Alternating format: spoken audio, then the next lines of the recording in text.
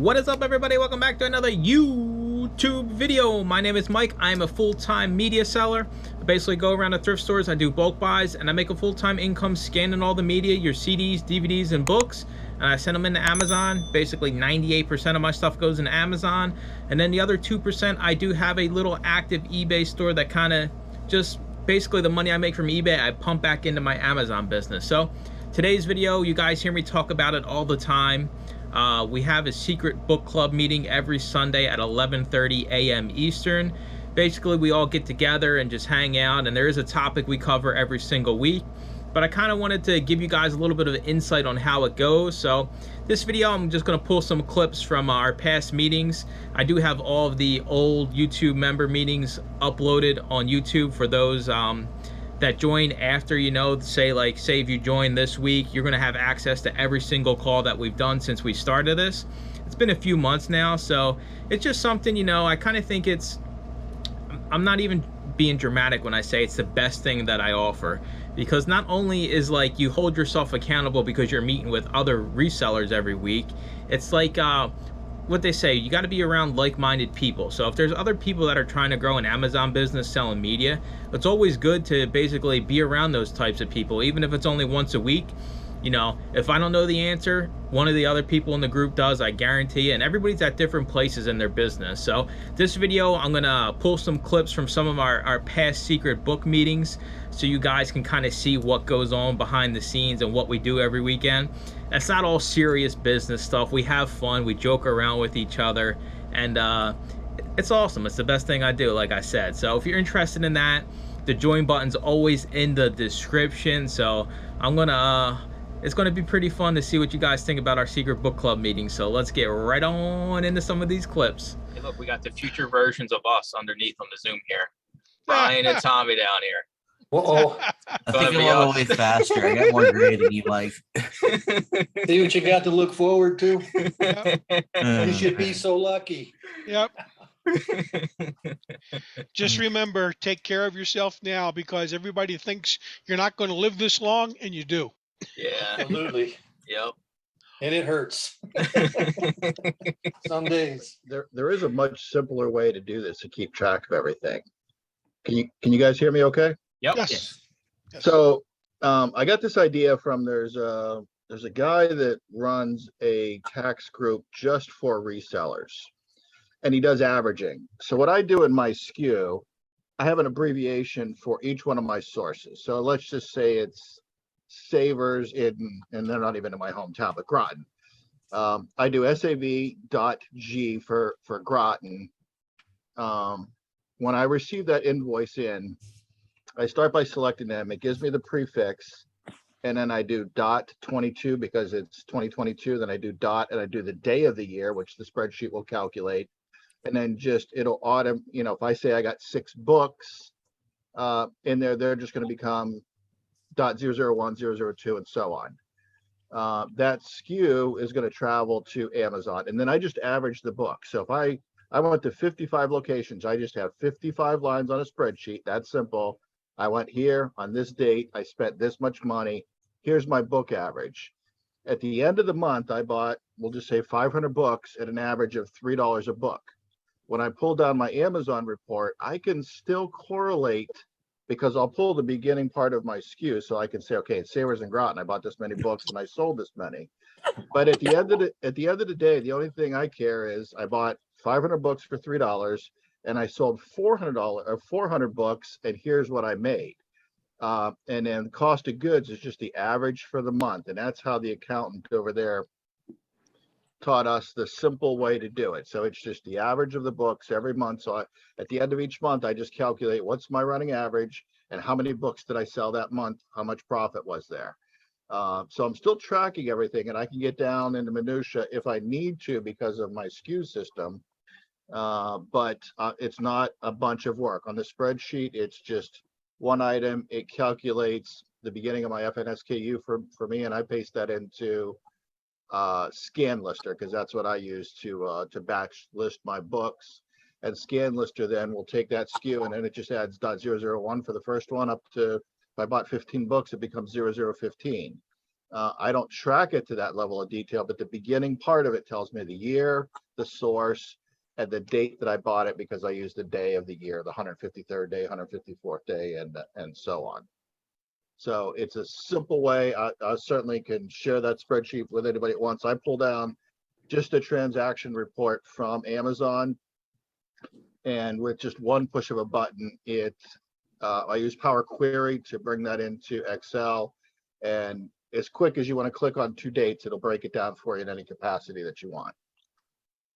So, I mean, he literally can break it down book by book, and I couldn't even come close to telling you any of my books, basically how much I paid for it and how much it sold for, when he's literally dragging and dropping spreadsheets and can break it down by day and by book. And just a preference of, what you want to see in your business overall. So he has all the details versus me, where I can just slot, one big pie chart that says, hey, I spent this and this is what I made. Now with him, he can go in and say, hey, this day I sold this book, and these books I paid $1 for on average. And when they sold for, $4 on average. So it's basically just what you want to do. And it sounds super easy. Make sure you email me that just so I can take a look at it, just so I kind of can see if I can figure it out at all. And, I know it'd be good for somebody that, wants to actually break it down line by line, because a lot of people are like that. They want to see exactly what's going on. So yeah, that's a good thing to have. It's a good point to bring up. There's a million different ways to do it. You just don't want to be sitting around all day worried about it.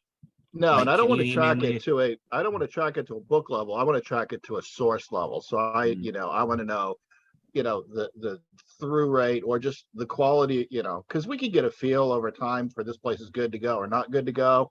But when I can just say, okay, this location, what am I buying, and what's the, the turn rate? What am I making there? So I can, just efficiently use, my sources and make as much money as I can. Mike, if you could email me a copy once you get it, I'd be interested as well. $9.99 for you. Okay.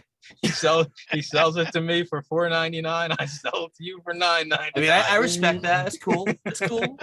That return for that electronic game, right? Was it the Scrabble game or whatever? So the return reason, now this was brand new sealed, right? The person said it was missing parts. No, it wasn't missing anything. You needed a part. You bought the game. You opened it up, took what you needed, and now you're sending it back, jerk. So I was really tempted to email the guy and tell him about himself, but I said I better not. Listen, karma works full circle. All right. So next time he's out, and he's driving, he's got like an 8-hour drive, right? He stops at a rest stop. He goes in. He's got to take a crap. There ain't no toilet paper, but he doesn't notice until it's too late. That's the way the world works. I'm telling you. I'm telling you, that's karma. A hell of a karma works in weird ways, and You're right. You're right. And see, and I knew it was Joanne last week that put out that bad juju. She started talking about these returns, and it was really bugging her, and she's getting all worked up. And I was saying, well, part of the game, blah blah blah. Well, this last week, I probably had about 6, maybe even 7. I don't know, but yeah, there was a lot of returns that came in. But there again, it's just part of it. And yes, what you're saying might be true, or they played the game, and it wasn't the kind of game that they liked. So by just putting not all the parts, they get the free return. They get all their money back, no restocking fee. So you can't really go by what the reason is that people return things. They just figure out which is the free one, the easy one, the most convenient form, and then they send it back in. But yeah, I bet I had 6 or 7 this week, and one was a pretty good one. But there again, even if it comes back to me, it was a book. I know it's going to be okay to resend in. So I'm, it's just part of it. Just part of it. Well, did you see the latest thing that they're talking about on Twitter? We're all, and it really doesn't apply to us. It's for, big time sellers who sell expensive products, like electronics. They're saying that there's some people are going in and pending all their product, it's in a pending status, and then they're not really buying it, but it holds their stuff up for, 7 to 10 days. And somebody went on Twitter and said the way that, like, promoting this scam, they think they're getting free merchandise where they're going on Amazon. They're ordering, I guess, with a prepaid Visa card that doesn't have any money on it. So the item gets ordered, and then right away the items are put in pending status, but they're not getting the item because I don't know why they think they would get the item, because Amazon's going to figure out they didn't get paid for it. They're not going to ship the item, but it puts everybody's stuff in pending status, and it gets held up. Some people are saying it's a bot. Some people are saying it's a glitch. People are saying it's competitors. And then somebody posted this girl's Twitter, who she's saying, just get a card, make sure it doesn't have any balance on it, like a prepaid card, and then you go order something, and she thinks that they're going to ship it to you, but they're not, because Amazon's not that dumb. They're not going to ship something if the card doesn't go through. So I don't know what's happening, but it really doesn't apply to us because we're not those big time sellers. But I'd hate to be in their shoes right now, but especially with Prime Day coming up. And people are saying they have thousands of pieces of expensive merchandise in pending status to like 1 or 2 buyers. And another guy said he puts a limit on how many items people can purchase from him because he's had this issue in the past. And they think it's competitors going in and trying to hold up all their inventory so they get the sale. But man, it's some cutthroat business out there. Mm-hmm. Yeah, But you're right. It doesn't affect us. Right. Thank God. Something doesn't. No more juju, please. All right. Positive juju. Wait, before Now, we you were end the talking return, about, before yeah, we you end were the talking return, about the airline stuff. Nope. I don't want to fly anywhere right now. no more, no more return. My return juju was I had a $98.99 book return this week. So thanks, Joanne. This lady I'm dealing with at the library. Maybe she knows other librarians in other areas and is going to be like, hey, we got this guy coming. He donates to the library and takes all the books. So maybe this will turn into, 2 libraries, 3 libraries. So basically just you kind of outthink your competition. Don't just think thrift stores are the only way to do it, because if you just rely on thrift stores, sooner or later it's going to get you. That's why you got to have as many hooks out there in the line as, sooner or later you're going to catch a fish no matter what it is. I'm sorry, go ahead. I was just saying, like, Joanne has a lot of luck with Nextdoor, and I went and looked, and mine sucks. But this past week I went in and I made an ad just so it's out there. And hey, if somebody comes across it, I can just go in and renew it once a week or whatever. And sooner or later you're going to get something from it. That's how you just got to look at it. Right. I was buying around from a lot of like local swap meets and thrift shops, mom and pop stuff. And through that, one lady referred me to this retired bookseller, and he had 40,000 books. I'm still going through it every week. Wait, And is this the guy that likes to tell you about every book? Yeah, unfortunately, that's the only downside. But no, I spend about 4 hours sourcing out of him each week. I don't need to go on a route right now because I'm pulling that, and then I have the auction house as well for the really cheap deals. But no, it pays off through networking and just being friendly and socializing. It really does. So we got to the bottom of the mystery, right? So last week we had Chris said he got backroom access to a Goodwill for his like. Get out of my Goodwill. No, I'm just. And it actually is the same I'm actually Goodwill. thinking, Chris, I'm thinking that we really could split that. If you wanted to get your thoughts, because I'm not there every day. Okay. So, yeah, I'd be totally down for that. But it's just scary. It's scary that this company operates the way it operates with sellers. And I think they are doing it. I think there's, you have all these new people coming in, selling stuff. And I think what they do is like, well, let's see if we F with them enough. If we could just weed out it reminds me of nursing school. We're just going to weed out the weakest links, get rid of them. We're going to ride their ass, and then they're just going to give up. And then that's going to be one less. It's like, survival of the fittest almost. That's how I feel. Yeah. I agree 100% with that. And I think it might even I mean, this is going to be crazy coming out of my mouth, but I thought about this for a while. I think Amazon might get to a point where they stop taking new sellers. Yep. Like, I think it's going to get to a point where they're like, listen, if you haven't signed up to this point, then you're SOL. Maybe we'll open it up in a few months. But I seriously think that it's going to get to that point sooner rather than later.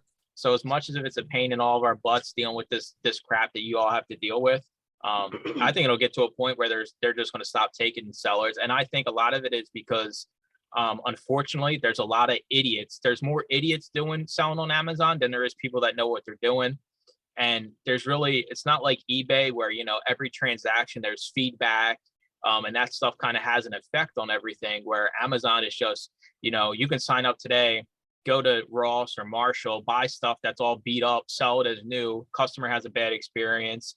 And then you can go and we all know how easy it is to strike through bad feedback. I mean, all you got to do is go in there and click 3 things and the bad feedback's gone. Like, I don't know how they figure it out, but you literally can just keep removing bad feedback. I've seen some personal accounts for people that I know are not doing things the way they should be.